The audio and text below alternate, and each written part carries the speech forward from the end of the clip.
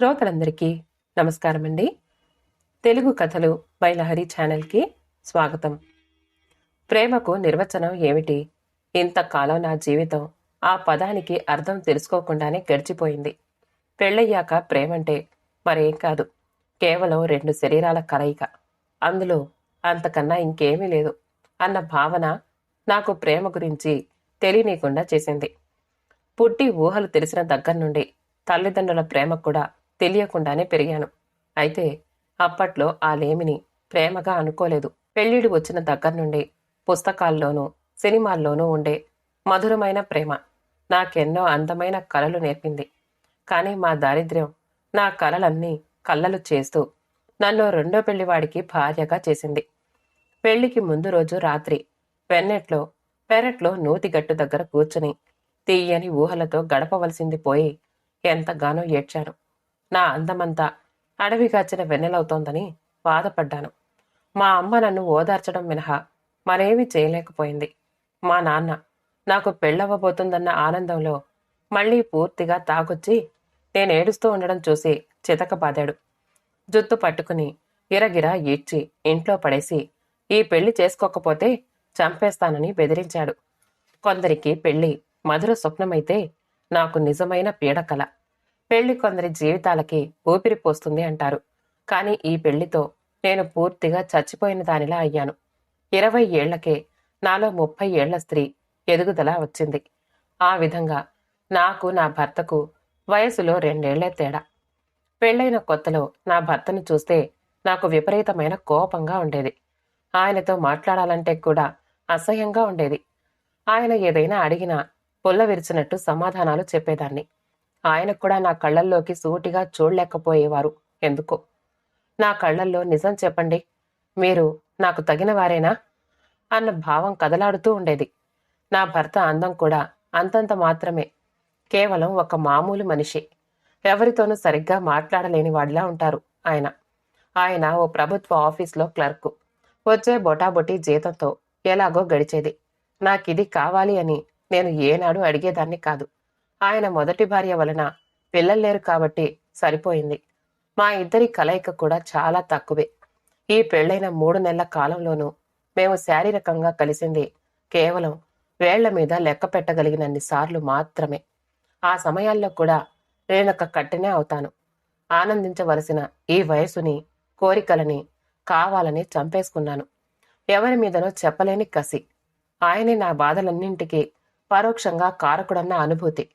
అతన్ని చూస్తూ ఉంటే ఏదో దెయ్యాన్ని చూస్తున్న ఫీలింగ్. ఇది అని కారణం ప్రత్యేకంగా చెప్పలేను. ఎన్నెన్నో కారణాలున్నాయి ఆ భావనకి. ఒకరోజు ఆఫీస్లో పనిచేస్తూ ఉంటే టేబుల్ కింద కాళ్ళు ఉండిపోయి వేళ్లు బాగా నలిగిపోయాయి. కట్టుకుని ఇంటికొచ్చారు. నాకెందుకో భలే సంతోషం వేసింది ఆ రోజు. 3 రోజుల వరకు కట్టుతోనే ఉన్నారు. రోజు కట్టు విప్పి మందు రాసుకుని తిరిగి డ్రెస్సింగ్ చేసుకునేవారు. నేను మొహమాటానికి కూడా ఎలా ఉంది అని అడగలేదు. ఉంటున్నది ఇంట్లో ఇద్దరమే అయినా మాట్లాడుకునేది చాలా తక్కువ. స్నానానికి నీళ్లు పెట్టాను, వడ్డించేశాను, ఇలాంటి పొడి మాటలే ఎక్కువ. ఆయన ఎన్నో మాట్లాడాలి అని చూసేవారనిపించేది అప్పుడప్పుడు. కానీ నేనే నిర్దయగా ఆ అవకాశం ఇవ్వకుండా చేసేదాన్ని. ఆయన ఉదయం 9:30కి భోజనం చేసి బయలుదేరే ఆఫీస్కి. ఆయన వెళ్ళగానే నేను భోజనం చేసేసి పడుకునేదాన్ని. తనతో పాటు భోజనం చేయమన్నారు మొదట్లో. అంత తొందరగా అన్నం తినే అలవాట్లేదు అని తప్పించుకున్నాను. అతనితో కలిసి భోజనం చేయడం అంటే అదో అయిష్టం.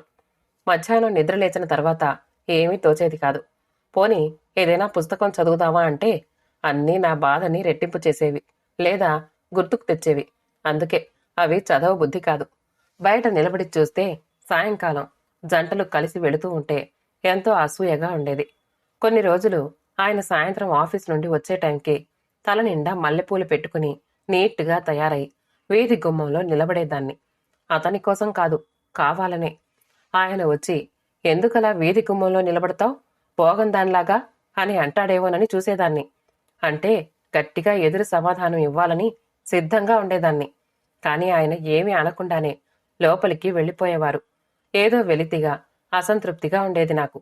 సరదాగా అలా ఎక్కడికైనా పెళ్లి రాలేకపోయావా అని సున్నితంగా అడుగుతారు. నేను బదులు చెప్పలేకపోయేదాన్ని. చుట్టుపక్కల ఇళ్లల్లో ఉన్న స్త్రీలతో కూడా నా పరిచయం అంత మాత్రమే. నా మట్టుకు నేను తలుపులు వేసుకుని ఉండడమే హాయిగా అనిపిస్తుంది. ఎప్పుడైనా మరీ చికాకుగా ఉంటే ఒక్కతిని సినిమాకెళ్తాను. ఓ రోజు మ్యాట్నీ షోకి వెళ్ళాను. ఆయన ఆఫీస్ నుండి వచ్చేసరికి నేను ఇంట్లో లేను. వీధి అరుగు మీదే కూర్చొని నేనొచ్చే వరకు ఎదురు చూశారు. నేనొచ్చాక ఆయన కళ్ళల్లో ఎందుకో చెప్పలేని ఆనందం. అమ్మయ్యా, వచ్చేశావా అన్నారు. రాక ఏమవుతాను అన్నాను చిరాగ్గా. అర్థం లేని ప్రశ్న అనుకుంటూ. నాకు ముందే చెప్పొచ్చుగా, నేను ఆఫీస్ నుండి లేటుగానైనా వచ్చుండేవాణ్ణి అని కసురుకుంటారేమో అనుకుంటే అదేమీ లేదు. అదేం మనిషో. మా ఇంటి ఎదురు పోర్షన్లో ఉన్న ఆయన బ్యాంకులో క్లర్క్గా పనిచేస్తున్నాడు. అతను భార్యని పిల్లల్ని ఎప్పుడూ ఎక్కడికో ఒక దగ్గరికి స్కూటర్ మీద తిప్పుతూనే ఉంటాడు. వాళ్ళని చూస్తే అసూయగా ఉండేది. అతని భార్య కూడా నా వయసు లేదా మరో 2-3 ఏళ్లు ఎక్కువ ఉంటుంది. భర్త ఇంటికి రాగానే ఆమె ముఖంలో ఎంతో సంతోషం కనిపిస్తూ ఉంటుంది. వాళ్ళిద్దరూ ఎంతో అన్యోన్యంగా ఉంటారు. నేను ఎప్పుడైనా సాయంత్రం వీధి అరుగు మీదకొస్తే నా వైపు పలకరింపుగా చూసి నవ్వుతూ ఉంటుంది. నేను కూడా ఓ చిన్న చిరునవ్వు విసురుతాను. అంతకన్నా పరిచయం పెంచుకునే ప్రయత్నం నేను చేయలేదు. ఎందుకో ఆవిడ పలకరింపులో అయ్యో పాపం అన్న సానుభూతి కనిపిస్తూ ఉంటుంది నాకు. రాజుని చూడగానే నా ప్రాణం లేచొచ్చినట్టయింది. తలుపులు తీయగానే అతను చిరునవ్వు నవ్వుతూ ఎదురుగా కనిపించాడు. నా గుండెలు ఒక్కసారి లయ తప్పి తిరిగి మామూలుగా కొట్టుకోసాగే.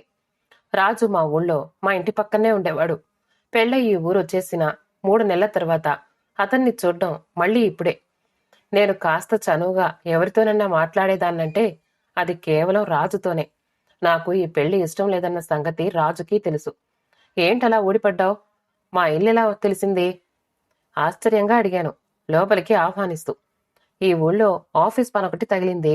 ఎలాగో వెళ్తున్నాను కదా అని మీ అమ్మగారి దగ్గర నుండి నీ అడ్రస్ అడిగి తీసుకున్నాను అన్నాడు కుర్చీలో కూర్చుంటూ. రాజు అందంగా ఉంటాడు. అతనికి మంచి ఉద్యోగమే. ఇంకా పెళ్లి కాలేదు.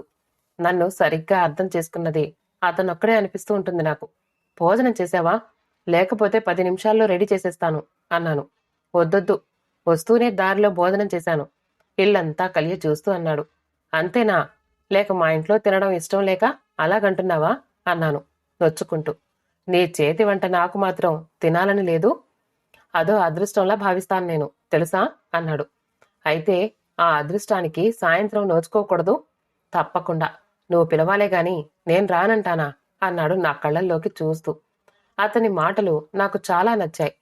ఈ మధ్య కాలంలో నేనింతగా మాట్లాడిందే లేదు. అప్పటికి టైం 2 అవుతోంది. అయితే కాఫీ పెట్టేదా? ఓకే. ఎలా ఉంది జీవితం? అదోలా అడిగాడు. మామూలుగానే ఉంది. అంతకన్నా వివరంగా చెప్పడం నా వల్ల కాక వంటింటి వైపు నడిచాను. కాఫీ చేస్తున్నంతసేపు రాజు గురించే నా ఆలోచనలు. కాఫీ అందిస్తూ ఉంటే నా చేతులు తాకకూడదు అనుకుంటూనే అతన్ని తాకాయి. నా ఆఫీస్ పని రేపటి నుండి ప్రారంభం. ఈ రోజంతా ఏం చెయ్యాలో తోచడం లేదు. ఒకటే బోర్ కొడుతోంది. సినిమాకేదైనా పోతే ఎలా ఉంటుందా అని ఆలోచిస్తున్నాను. నువ్వొక్కడివేనా? నేను కూడా వస్తాను. నువ్వా? మరి మీ ఆయనకు తెలిస్తే? అర్ధాంతరంగా ఆగిపోయాడు. ఏం తెలిస్తే? ఏం తప్పటా అందులో? ఆవేశంగా అన్నాను. అబ్బే, తప్పేం లేదు. నీకేం అభ్యంతరం లేకపోతే పద. మరో 10 నిమిషాల్లో వీధి తలుపు తాళం వేసి రోడ్డు మీద పడ్డాం. వస్తూ వస్తూ ఎదురింటి వైపు చూశాను. ఆవిడ మమ్మల్నే కిటికీలో నుంచి చూస్తోంది. నాకెందుకో గుండె చల్లుమంది. అయినా చూడ్ని నాకే అనుకుంటూ నడవసాగాను. దారిలో ఎన్నెన్నో కబుర్లు చెప్పాడు. టికెట్స్ అతనే తీశాడు. సినిమాలో అతని పక్కనే కూర్చున్నప్పుడు లోలోన ఎందుకో సంచలనం. సినిమాలో అట్టే జనం కూడా లేరు. ఏవేవో జోక్స్ వేస్తూ నన్ను చాలా నవ్వించాడు. నా మనసులో ఉన్న గుబులంతా తాత్కాలికంగా దూరమయ్యింది. ఆ 3 గంటలు 3 నిమిషాల్లా గడిచిపోయాయి. సినిమా వదిలాక, ఇందు, నువ్వు తిన్నగా ఇంటికి వెళ్ళిపో. నేను రేపు ఉదయం వస్తున్నట్టుగా కబురు చెప్పాలి అన్నాడు. అదే, మా ఇంటికి రావా? మా ఆయన్ని పరిచయం చేస్తాను. ఇప్పుడొద్దులే, తర్వాత చూద్దాం. రేపు సాయంత్రం వీలైతే మళ్ళీ నిన్ను కలుస్తాను. వీలైతే నువ్వే నా హోటల్కి రాకూడదు? అలాగే, ప్రయత్నిస్తాను. ప్రయత్నించడం కాదు, తప్పకుండా రావాలి. హోటల్ అడ్రస్ చెప్పాడు. నేను రిక్షాలో ఇంటికొచ్చేసరికి ఆయన అరుగు మీద కూర్చుని ఉన్నారు. ఎంతసేపు అయింది మీరొచ్చి అని అడిగాను తాళం తీస్తూ. ఈసారి డూప్లికేట్ కీ ఉన్న తాళం కొనాలని మనసులో అనుకున్నాను. ఇప్పుడే ఓ 1/2 గంట ఉంటుంది. సినిమాకెళ్ళావా? ఆ, ఏమీ తోచక బోర్ కొడుతూ ఉంటే అంటూ వంటగది వైపు నడిచాను. రాజు వచ్చిన సంగతి చెప్దామనుకున్నదానల్లా ఏం అడ్డుపడిందో గాని చెప్పలేకపోయాను. ఆయనకు ద్రోహం చేశానా అన్న ఫీలింగ్ కొంచెం సేపు కలిగింది. ఆయన సైకిల్ లోపల పెట్టి బెడ్రూంలోకి వెళ్ళినట్టున్నారు. మళ్ళీ నేను నా ఒంటరితనం మామూలే. వంట మొదలెడుతూ ఉంటే ఆయన నా దగ్గరకొచ్చి, మీ అమ్మ నాకు ఉత్తరం రాశారు అని లెటర్ అందించారు. ఉత్తరం చదివాను. మామూలు కబుర్లే. అక్కడంతా కులాసా, ఇక్కడ కులాసాయేనని తలుస్తున్నట్టు దసరా పండక్కి ఇద్దరిని తప్పకుండా రమ్మని రాసింది. చదివి పక్కనే పడేశాను. నీకు వెళ్ళాలి అనుంటే వెళ్ళు అని సలహా ఇచ్చారాయన వెళ్తూ. నాకేం అవసరం లేదు పెడసరంగా జవాబిచ్చాను. ఆ మరుసటి రోజు సాయంత్రం 4 గంటలకి ఇంట్లో నుంచి బయలుదేరాను. ఎంత తొందరగా రాజుని చూద్దామా, అతనితో మాట్లాడదామా అనుంది. యథాలాపంగా ఎదురింటి వైపు చూశాను. మళ్ళీ ఆవిడ కిటికీ దగ్గర ప్రత్యక్షం. మొదటిసారిగా ఆవిడ మీద చాలా కోపం వచ్చింది నాకు. ఈవిడకి వేరే పని లేదా అనుకుంటూ నడవసాగాను. హోటల్ చేరుకుని ఎంక్వైరీలో రాజు ఉంటున్న రూమ్ గురించి అడిగాను. ఫస్ట్ ఫ్లోర్లో అతని రూమ్. రూమ్ దగ్గరికి వెళ్లి తలుపు మీద శబ్దం చేశాను. 1/2 నిమిషంలో తలుపు తెరుచుకుంది. రా ఇందు అని లోపలికి ఆహ్వానించాడు. నేను లోపలికొచ్చాక తలుపులు దగ్గరగా వేశాడు. తలుపులు ఎందుకు వేస్తావు అని అడిగాను. ఏమూలో అనుమానం. రూమ్ బాయ్స్ చూశారంటే బాగుండదు అందుకని. ఏం తీసుకుంటావు? కాఫీ? అదేం వద్దు గాని నీ ఆఫీస్ పని అయ్యిందా? ఈ రోజే పూర్తయింది. రాత్రికి బయలుదేరాలి అనుకుంటున్నాను. అదే మా ఇంటికి రావా? మా ఇంట్లో నిన్ననే భోజనం చెయ్యాల్సింది. అర్ధాంతరంగా వెళ్ళిపోయావు. ఈ రోజు నిన్ను వదిలేది లేదు. వదలొద్దు, గట్టిగా పట్టుకోయిందో అన్నాడు నా చేతి మీద చేయి వేస్తూ. నా గుండె జల్లుమంది. రాజు, ఏమిటిది? కాదనుకు ఇందు, నీకోసమే నేను ఈ ఊరొచ్చిందసలు. నిన్ను చూడాలని, నీ దగ్గర గడపాలని. నిన్ను ఇలా రమ్మన్నది. నా కోరిక కాదనకు. నిన్ను నాదానిగా చేసుకుంటాను. ఎలాగూ నీకు మీ ఆయన దగ్గర సుఖం లేదు. చెంప చెళ్ళుమనిపించాను. ఎదురు తిరిగి ఇలా కొడతానని రాజు ఎన్నటికీ ఊహించుండడు. అందుకే అతని కళ్ళు ఆశ్చర్యంతోనూ కోపంతోనూ నా వైపు చూస్తున్నాయి. నేను విపరీతమైన కోపంతో తలుపులు తీసుకుని గబగబా బయటికొచ్చేశాను. రాజు గురించి నేను అనుకున్నదంతా తప్పు. అతను కూడా నా అంచనాలకి విరుద్ధంగానే ప్రవర్తించాడు. నేను కూడా రాజుతో ఎంత పొరపాటుగా ప్రవర్తించానో అప్పటికిగానే అర్థమవ్వలేదు. పైగా అతనన్న ఆఖరి మాటలు నన్ను మరింతగా అగాధంలోకి తోశాయి. ఇదంతా కలలోలాగా జరిగిపోయింది. జరిగింది అబద్ధమైతే ఎంత బాగుండు అనిపిస్తోంది. ఒళ్లంతా అదోలా అనిపిస్తోంది. నిలబడలేకపోతున్నాను కూడా. రోడ్డు మీద అందరూ నా వైపే చూస్తూ గేలి చేస్తున్నారేమోనన్న ఫీలింగ్. ఎలా ఇంటికి చేరుకున్నానో నాకే తెలీదు. బహుశా రోడ్డు మీద పరిగెత్తుతూ ఇంటికొచ్చాననుకుంటాను. ఇంటికొచ్చేసరికి వీధి అరుగు మీద ఆయన కూర్చునున్నారు. తాళం ఆయన చేతుల్లో పెట్టి గోడకి చేరబడ్డాను. ఆయన కళ్ళల్లోకి సూటిగా చూడలేక ఆయన తాళం తీస్తూ ఉంటే దొంగతనంగా ఆయన మొహం వైపు చూశాను. ఎంతో నిర్మలంగా, అమాయకంగా కనిపించారు నా కళ్ళకి మొదటిసారిగా. లోపలికొస్తూనే ఆయన గుండెల మీద పడి ఏడవాలి అనిపించింది. జరిగిన అవమానం తలుచుకుంటూ ఉంటే. జరిగిందంతా ఆయనకి చెప్పేయాలని, నా పొరపాటుకి మన్నించమని వేడుకోవాలని అనుకున్నాను. కానీ నాకు ఆ అవకాశం ఇవ్వకుండా బెడ్రూంలోకి వెళ్ళిపోయారు. ఈ తిరస్కారం నాకు మరింత మనస్తాపం కలిగించింది. కళ్ళల్లో నీళ్లు తిరుగుతున్నాయి. ఒంట్లో నీరసం ఆవహిస్తోంది. నీ ఫ్రెండ్ని భోజనానికి పిలవలేకపోయావా? బెడ్రూంలో నుంచి ఆయన అడిగిన ప్రశ్న నిలబడలేక వంటింట్లో తలుపు పట్టుకుని జారిపోతూ ఉండగా వినిపించింది. ఆ తర్వాత ఏమైందో నాకు తెలీదు. కళ్ళు తెరిచి చూసేసరికి పక్కన స్టూల్ మీద కూర్చుని ఆయన కనిపించారు. ఎలాగుంది ఇందిరా అని అడిగారు నా కళ్ళల్లోకి చూస్తూ. ఆయన కళ్ళల్లో ఆందోళన స్పష్టంగా కనిపించింది. బాగానే ఉందండి నీరసంగా అన్నాను. అప్పటికి నాకు హాస్పిటల్ వాతావరణం కొంచెం అర్థమైంది. చుట్టుపక్కల పేషెంట్స్ కూడా కొందరు మా వైపే చూస్తున్నారు. జరిగిందంతా నాకు మళ్ళీ గుర్తుకొచ్చింది. నాకేమైందండి? కదలడానికి ప్రయత్నిస్తూ అడిగాను. ఏమీ లేదిందిరా, మొన్న సాయంత్రం ఇంటికొచ్చిన తర్వాత ఎందుకో వంటింట్లోకి టబ్బున శబ్దం వస్తే వెళ్ళి చూశాను. నువ్వు కింద పడిపోయి ఉన్నావు. వెంటనే నిన్ను ఇక్కడికి తీసుకొచ్చేశాను. ఎదురింటి బ్యాంక్ ఆయన భార్య సావిత్రి నిన్న మొన్న ఇక్కడే పడుకున్నది. లేడీస్ వార్డు కదా, నాకు తెలిసిన వాళ్ళెవ్వరూ లేరు.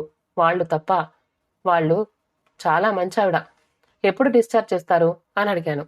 నాకు ఆ వాతావరణంలో ఉండడం ఎంత మాత్రం ఇష్టం లేదు. ఈ రోజే డిశ్చార్జ్ చేస్తామన్నారు. కేవలం వీక్నెస్ వల్ల వచ్చిందన్నారు డాక్టర్ అని ఆయన బయటికి వెళ్లారు. ఇంకా ఆయన మొహంలోకి ఇంకా ఆయన మొహంలోకి చూడ్డానికి ధైర్యం చాలడం లేదు. ఆ రోజు నేను చేసిన పొరపాటు, ఇంతకాలం నేను ఆయన పట్ల ప్రవర్తించిన తీరు నాకు సిగ్గుని, నాపై నాకే అసహ్యాన్ని కలగజేస్తున్నాయి. ఆయన కాఫీ తీసుకొచ్చారు. కాఫీ తాగుతూ ఉండగా చెప్పారు, ఆ రోజు రాత్రి నీ ఫ్రెండ్ రాజు కూడా మన ఇంటికొచ్చారు. దయచేసి ఆ విషయాల్ని గుర్తు చేయకండి. సారీ ఇందిరా, నిన్ను కష్టపెట్టాలన్న ఉద్దేశంతో చెప్పలేదు. ఆయన తన ప్రవర్తనకు సిగ్గుపడుతూ క్షమించమని అడగడానికొచ్చాడు. కాని నేను క్షమించలేనెప్పటికీ. రండి, మంచం మీద నుండి లేస్తూ ఆహ్వానించాను సావిత్రిని. మీరు లేవకండి అని తను కుర్చీ దగ్గరకు లాక్కుని కూర్చుంది. ఆవిడతో పాప కూడా వచ్చింది. ఆ పాపను మంచం మీదనే కూర్చోబెట్టింది. ప్రస్తుతం ఎలాగుంది అని అడిగింది. మరేం చికాకు లేదు, నీరసం తప్ప అన్నాను, పాప చేతిని చేతిలోకి తీసుకుంటూ. ఆవిడ్ని ఇంతకాలం దూరంగా చూడ్డమే, దగ్గరగా చూడ్డం ఇదే మొదటిసారి. ఆవిడ కూడా అందంగానే ఉంది. నీ పేరేంటమ్మా అని అడిగాను పాపని. రాణి. పాపకి 7 ఏళ్లుంటాయి. కాని వాళ్ళ నాన్నను చూస్తే కొత్తగా పెళ్ళైన వాడిలా ఉంటాడు. సావిత్రిని చూస్తే అలాగనిపించదు ఎందుకో. చాలా థ్యాంక్స్. నేను హాస్పిటల్లో ఉండగా చాలా ఇబ్బంది పెట్టాను మిమ్మల్ని, కృతజ్ఞతగా అన్నాను. ఇందులో శ్రమేముందండి, చిన్నగా నవ్వుతూ అంది. మరేం మాట్లాడాలో తోచలేదు నాకు. పాప ఏదో పుస్తకం చూస్తోంది. సావిత్రి ఇల్లంతా కలియ చూస్తోంది. ఇల్లంతా అపరిశుభ్రంగా ఉంది. నేను ఏనాడు శ్రద్ధగా పెళ్ళయ్యాక ఇల్లు సర్దిన పాపాన పోలేదు. ఎవరికోసం నీటుగా ఉంచుకోవాలి అన్న భావనే దానికి కారణం. చాలా రోజులై ఇల్లు సర్దుదామనుకుంటూనే బద్దకించేస్తున్నాను అని అబద్ధమాడేశాను. అవునులేండి, అయినా ఎంత సర్దినా ఏదో ఒకటి ఇంకా వెలితిగానే ఉంటుంది అందామె. మీ పెళ్ళయి ఎన్నేళ్లయింది అని అడిగాను. 4 అని చెప్పి తను కొడ మీదనున్న పుస్తకం ఒకటి అందుకుంది. అలాగా అని యథాలాపంగా అనేసి ఊరుకున్నాను, ఏదో ఆలోచిస్తూ. కొంచెం సేపటికి గాని నాకు తట్టలేదు. పెళ్ళై 4 సంవత్సరాలే అయితే 7 సంవత్సరాల కూతురు ఎలా వచ్చింది? ఏదో సందేహం నా బుర్రలో కదిలింది. ఇదెలా సాధ్యం అనుకున్నాను మనసులో. నా భావాలన్నీ నా మొహంలో కనిపించాయనుకుంటాను. ఆవిడే అడిగింది, పెళ్ళై 4 ఏళ్లైతే 7 ఏళ్ల పాపేంటని ఆలోచిస్తున్నారు కదూ? నేనేమీ సమాధానం చెప్పలేకపోయాను. తిరిగి ఆవిడే అంది, మా పెళ్లి నాటికే నాకు 3 ఏళ్ల కూతురుంది. ఆయన పూర్తి సమ్మతితోనే నన్ను పెళ్లాడారు. నా మొదటి భర్త రోడ్డు ప్రమాదంలో మరణించారు. పెళ్ళైన సంవత్సరమే. చెప్పలేక చెప్పింది. నాకంతా అర్థమైంది. ఆ క్షణంలో సావిత్రి భర్త ఎంతో ఉన్నతుడిగా కనిపించాడు నా కళ్ల ముందు. మధురమైన కలలన్నీ చిన్న వయసులోనే నాశనమై మోడుగా బ్రతకవలసిన ఆమె జీవితానికి తిరిగి ఓ గమ్యం అంటూ కల్పించాడు. ఆమె ఆశలకు ఊపిరిపోశాడు. దెబ్బతిన్న ఆమెకు చేయూతనిచ్చి ఆదుకున్నాడు. దేవుడిలాంటి మనిషి. చేతులెత్తి నమస్కరించాలి అనిపించింది ఆయనకి. ఏమిటి ఆలోచిస్తున్నారు అడిగిందామె. ఏమీ లేదు, క్షమించండి. మీకు పాత జ్ఞాపకాలు గుర్తు చేసి బాధ కలిగించినట్టున్నాను, బాధపడుతూ అన్నాను. అదేమీ లేదండి. నా జీవితంలో తీరని అన్యాయం జరిగినా ఆ లోటు నాకు ఏనాడు రానివ్వకుండా మా ఆయన చూసుకుంటున్నారు. నిజంగా నేనెంతో అదృష్టవంతురాల్ని అందామె. నిజమేననిపించింది నాకు. ఇంతలో మా ఆయన రావడంతో మరి వెళ్ళొస్తాను అని లేచింది. అప్పుడప్పుడు వస్తూ ఉండండి ఆప్యాయంగా అన్నాను. అలాగే, మీరు రావాలి అంది. అలాగేనన్నట్టుగా తల ఊపాను. మా ఆయన సైకిల్ లోపల పెట్టి బెడ్రూంలోకొచ్చి నన్ను చూసి ఎలాగుంది అని అడిగారు. మరేం లేదు, నీరసం కూడా తగ్గిపోయింది అన్నాను చిన్నగా నవ్వుతూ. వెరీ గుడ్ అన్నారు డ్రెస్సు మార్చుకుంటూ. మా ఆయన్ని చూస్తూ ఉంటే ఎందుకో ఇప్పుడు చాలా ఇష్టం కలుగుతోంది. సావిత్రితో పోల్చుకుంటే నాకొచ్చిన కష్టం ఏ పాటిది. రెండో పెళ్లివాడికి భార్యనయ్యానని నన్ను నేను అనవసరంగా కించపరుచుకుంటూ అతనికి కూడా తీరని ద్రోహం చేశాను ఇన్నాళ్లు. ఈ రోజు నుంచి ఆయనంటే నాకున్న పాత అభిప్రాయాలన్నింటినీ దూరం చేసుకుంటున్నాను. ఈ జీవితం ఆయనకే అంకితం. ఆయన డ్రెస్ మార్చుకుని బాత్రూంలోకి వెళ్లారు. నేను లేచి మంచం దిగి గూట్లో ఉన్న ఇంగ్లాండ్ లెటర్ తీసి పెన్ తెచ్చి మంచం మీద మళ్లీ కూర్చుని రాయడం మొదలుపెట్టాను. ఇంతలో ఆయన వచ్చారు, మొహం తుడుచుకుంటూ. ఇప్పుడేం అర్జెంటు? తాపిగా రాసుకోకూడదు? సున్నితంగా మందలిస్తూ అన్నారు. ఇప్పుడే రాయాలి. చిలిపితనం మాటల్లో జోడించాను. ఆయనకు కూడా నా మాట తీరులో తేడా అర్థమైనట్టుంది. తుడుచుకోవడం ఆపి నా వైపు చూశారొకసారి. మా అమ్మకు రాస్తున్నాను. ఈ దసరాకి మనం వెళ్తున్నాం మా ఊరు అని చెప్పాను. ఆ మాటలు చాలనుకుంటాను ఆయనకు పూర్తిగా అర్థమవ్వడానికి. మెల్లగా నా వద్దకొచ్చి మంచం మీద కూర్చుని నా చేతిలో చేయి వేశారు. నేను ఆ చెయ్యిని గట్టిగా పట్టుకున్నాను. ఇంకెప్పటికీ వీడను అనుకుంటూ. శుభం. కథ సమాప్తమండి. కథ నచ్చితే మా ఛానల్ని లైక్ చేయండి, షేర్ చేయండి, సబ్స్క్రైబ్ చేసుకోండి, ఆల్ అనే బెల్ బటన్ని నొక్కండి. మళ్ళీ కలుద్దాం ఇంకో మంచి కథతో.